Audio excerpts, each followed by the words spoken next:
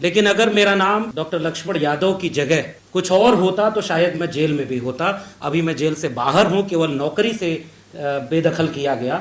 लेकिन आज इस देश में अगर आप मुसलमान हैं तो आपको इस बात के गुनहगार के तौर पर देखा जाएगा जो गुनाह आपने किया ही नहीं, कि उनके परदादा या दादा मुस्लिम लीग के फंड करने वाले थे। इस बात का प्रोफेसर अली की 8 मई की पोस्ट से क्या रिश्ता है किसी को नहीं पता। प्रोफेसर अली के पिता ने जब लोग बंटवारा हो रहा था और इस मुल्क को कबूल किया कि हम यहीं रहेंगे, और वो वहां पर जो पोस्ट लिखते हैं, आश्चर्य है और शर्मनाक है। इस हॉल में जितने लोग बैठे हैं वो इस देश की बुद्धिमत्ता का एक प्रतीक बन करके बैठे हैं। ये हम सब के लिए शर्मिंदा होने का वक्त है कि जो वाक्य उस पोस्ट में लिखा ही नहीं गया उसको इंटरप्रेट करके उनको जेल में भेज दिया गया है। उस प्रेस कॉन्फ्रेंस में भी उन्होंने एक सबूत नहीं दिया कि कर्नल सोफिया कुरैशी का अपमान कहां हुआ है। में एक शानदार शक्तिशाली दृश्य, उसको उन्होंने हिंदी में अगर मैं कहूं तो उसको शक्तिशाली दृश्य कहा है, जिसमें विदेश सचिव विक्रम मिस्री के एक तरफ कर्नल सोफिया कुरैशी हैं और दूसरी तरफ विंग कमांडर व्योमिका सिंह है। उसे वो एक शक्तिशाली दृश्य कह रहे हैं। उसके बाद वो कहते हैं कि अगर आप कर्नल सोफिया कुरैशी को बिठाकर उस आइडिया ऑफ इंडिया की बात करना चाहते हैं जिसमें आप विविधता को, अलग अलग पहचानों को मजहब की बुनियाद पर, जात की बुनियाद पर, किसी भी बुनियाद पर आप बांट नहीं रहे, तो ये दृश्य तब तक सही हकीकत में तब्दील होगा जब इस देश में लिंचिंग के शिकार किए जाने वाले मुसलमान, बुलडोजर के शिकार होने वाले मुसलमानों को न्याय मिल जाए। कि इसमें कहीं से भी कर्नल सोफिया कुरैशी का अपमान नहीं है। कर्नल सोफिया कुरैशी को इसमें नहीं बोला गया कि वो आतंकियों की बहन है, और उसके बाद भी वहां 28 मई तक उनको बेल एक तरह से मिली हुई, गिरफ्तारी नहीं होगी क्योंकि वो बीजेपी के मंत्री। और दक्षिण पंथी खेमे में उस पोस्ट में आगे वो महमूदाबादी क्या लिख रहे हैं कि इस देश में एक मुस्लिम सांसद को पाकिस्तान मुर्दाबाद कहना पड़ता है तब जाकर के उसकी देशभक्ति साबित होगी। और उसके बाद वो जो मजाक किया गया, जब पाकिस्तानी वहां से कोई सोशल मीडिया के ट्वीट है जिसमें वो कहता है कि अब तुम्हारा भी नंबर आएगा, तो वो कहते हैं कि दूसरा व्यक्ति कहता है ये हमारा मुल्ला भाई, हम इसको समझ लेंगे। वो इसको कहते हैं कि ये है सांप्रदायिकता जो इस देश के गहरे बैठा दी गई है। उनको क्यों इस बात के लिए टारगेट किया गया, मैं फिर से कह रहा हूं, उनका नाम प्रोफेसर अली, और वो बहुत तंज करते हुए चेयरपर्सन कहती है कि हम उन्हें प्रोफेसर नहीं कहेंगे।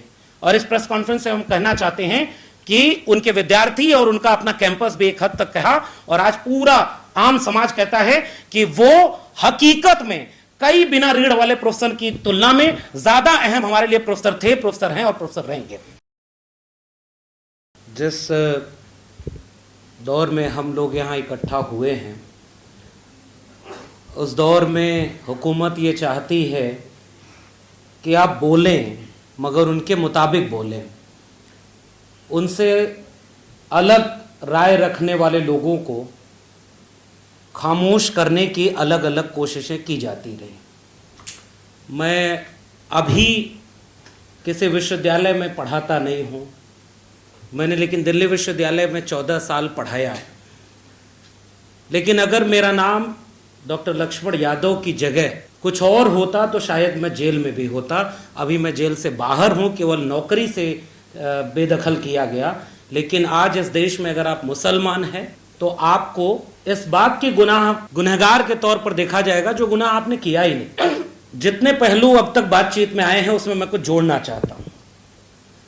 मसलन अब इस देश में जब सबको पता है कि कल के टीवी चैनल की डिबेट में महिला आयोग की चेयरपर्सन से पूछा गया और एक पत्रकार जिसने केवल एक सवाल पूछा, तकरीबन 10 से 11 मिनट तक पूछा कि हम भी पढ़े लिखे हैं, हमें वो शब्द या वो वाक्य बता दीजिए जो महिला विरोधी है या जो सेना का अपमान करता है। और वो चेयरपर्सन महिला आयोग की वो शब्द को नहीं बता पाई। फिर कल उन्होंने एक भारी भरकम प्रेस कॉन्फ्रेंस किया। आप उस प्रेस कॉन्फ्रेंस को सुने। मैं चूंकि बहुत पर्सनली भी जानता हूं प्रोफेसर अली को, हम लोग वो लखनऊ के रहने वाले हैं और जिन्हें नहीं पता हो उन्हें पता होना चाहिए। और यह बात महिला आयोग की चेयरपर्सन को पता है कि वो एक जमाने में राजघराने से आते थे, इसलिए वो उन्हें तंज करती हुई कई बार राजा भी बोलती हैं कि वो राजा हैं, उनके पास मौका है वो सुप्रीम कोर्ट चले जाएं। उनके ऊपर ये खोजबीन की है महिला आयोग की चेयरमैन ने कि उनके परदादा या दादा मुस्लिम लीग के फंड करने वाले थे। इस बात का प्रोफेसर अली की 8 मई की पोस्ट से क्या रिश्ता है किसी को नहीं पता। प्रोफेसर अली के पिता ने जब लोग बंटवारा हो रहा था और इस मुल्क को कबूल किया कि हम यहीं रहेंगे, एक ऐसे मुल्क में रहेंगे जिसमें एक आईन है, एक दस्तूर है, वो हिफाजत करेगा, वो मजहब की बुनियाद पर नहीं बना है। और उसके बाद जो लोग उन्हें नहीं जानते उन्हें जानना चाहिए कि प्रोफेसर अली के परिवार ने महमूदाबाद वो रियासत है जो लखनऊ से चंद कदम पर है, और लखनऊ की तहजीब, लखनऊ की अपनी साहित्यिक सांस्कृतिक विरासत से लेकर लखनऊ विश्वविद्यालय में जो बुनियाद में मदद करने वाले कुछ लोग हैं, उसमें से वो परिवार आता है। वो विदेश में पढ़ाई करके आते हैं और केवल हिंदी, अंग्रेजी और उर्दू की ही नहीं, पर्शियन से लेकर के कई और भाषाओं की जानकारी है। और वो एक सोशलिस्ट बैकग्राउंड के व्यक्ति हैं, एक समाजवादी ख्याल के व्यक्ति हैं, और वो वहां पर जो पोस्ट लिखते हैं, आश्चर्य है और शर्मनाक है।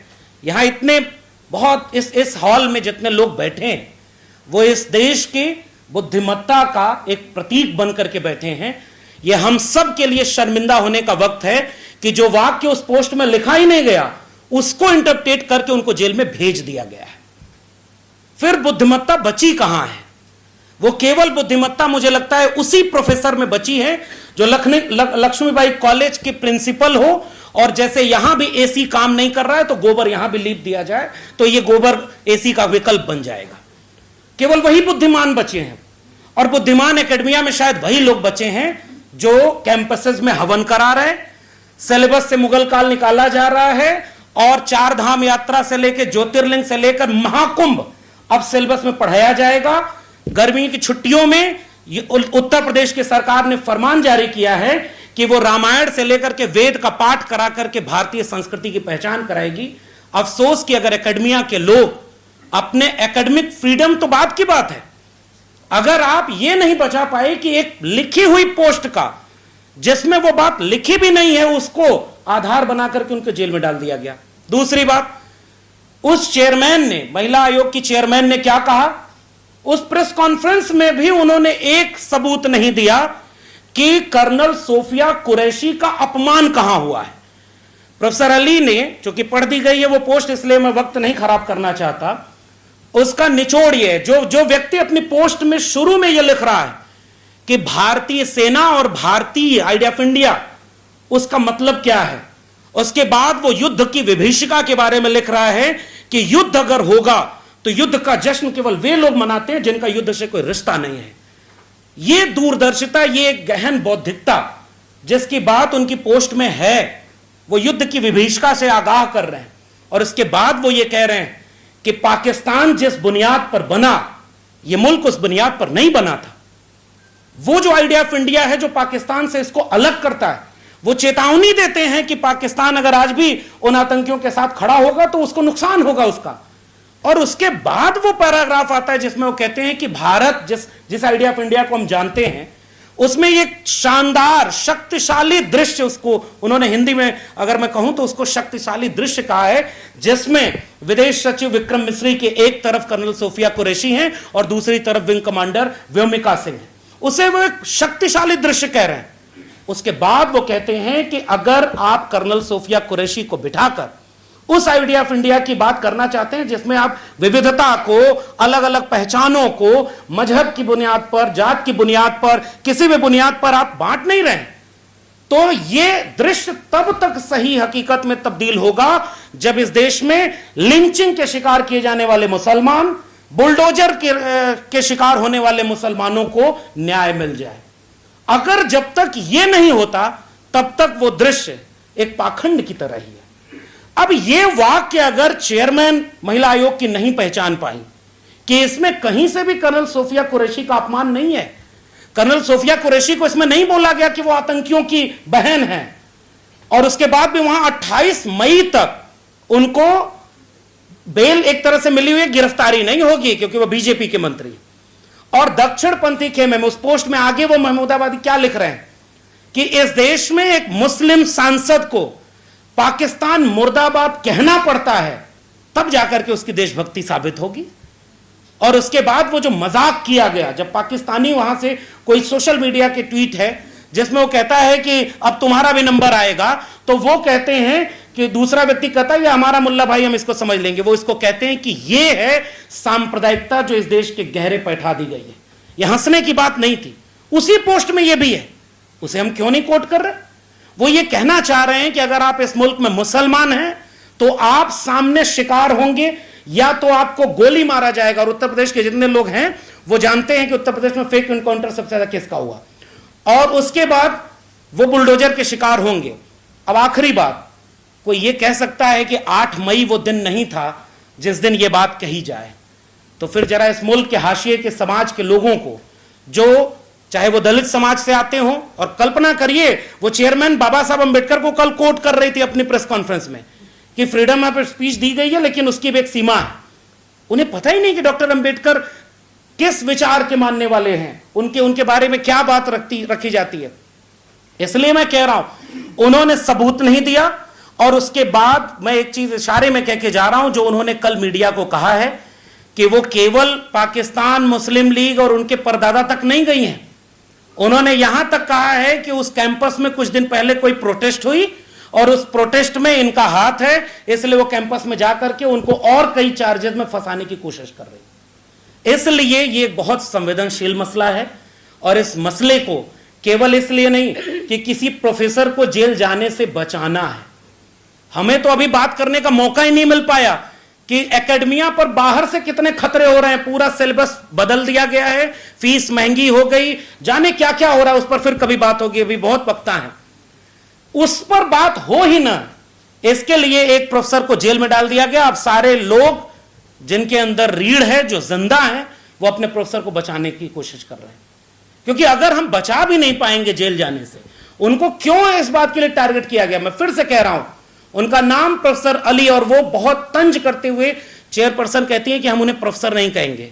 और इस प्रेस कॉन्फ्रेंस से हम कहना चाहते हैं कि उनके विद्यार्थी और उनका अपना कैंपस भी एक हद तक कहा, और आज पूरा आम समाज कहता है कि वो हकीकत में कई बिना रीढ़ वाले प्रोफेसर की तुलना में ज्यादा अहम हमारे लिए प्रोफेसर थे, प्रोफेसर हैं और प्रोफेसर रहेंगे। इस बात को भी हम यहां से ऐलान करना चाहते हैं और उनकी तत्काल रिहाई की मांग करते हैं। और इस वक्त में जब यह कहा जाए कि 8 मई, बस आखिरी बात कह के खत्म कर रहा हूं, 8 मई को यह पोस्ट नहीं लिखनी चाहिए थी।